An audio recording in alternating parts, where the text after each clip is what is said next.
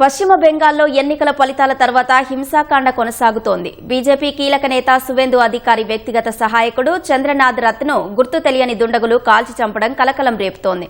భవానీపూర్లో మమతా బెనర్జీపై సువేందు అధికారి గెలవడంలో కీలక పాత్ర పోషించిన రత్ను చంపడం వెనుక రాజకీయ కుట్ర ఉందని బీజేపీ ఆరోపించింది. ఈ హత్యను కేంద్ర హోంమంత్రి అమిత్ షా దృష్టికి తీసుకెళ్లింది.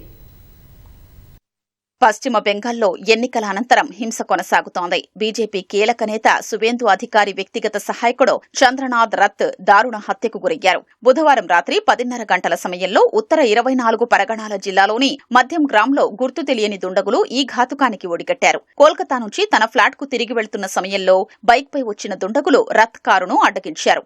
ముందు సీటులో కూర్చున్న చంద్రనాథ్ రత్ పై కాల్పులు జరిపి పరారయ్యారు. రత్ ఛాతీలోకి 4 బుల్లెట్లు దూసుకెళ్లడంతో అక్కడికక్కడే మృతి చెందారు. వాహన డ్రైవర్ కు తీవ్ర గాయాలు కాగా ప్రస్తుతం ఆయన పరిస్థితి విషమంగా ఉంది. సువేందు అధికారి ఇతర బీజేపీ నేతలు ఘటనా స్థలిని పరిశీలించారు. రత్ మృతదేహాన్ని తరలించిన ఆసుపత్రి వద్ద బీజేపీ కార్యకర్తలు నిరసనకు దిగారు. ఇది పక్కా ప్రణాళిక ప్రకారం జరిగిన హత్య అని, ఇందులో టీఎంసీ అధినేత్రి మమతా బెనర్జీ, అభిషేక్ బెనర్జీకి ప్రమేయముందని ఆరోపించారు. దుండగులు ముందుగానే రెక్కి నిర్వహించి ఈ ఘాతుకానికి పాల్పడ్డారని సువేందు అధికారి మండిపడ్డారు.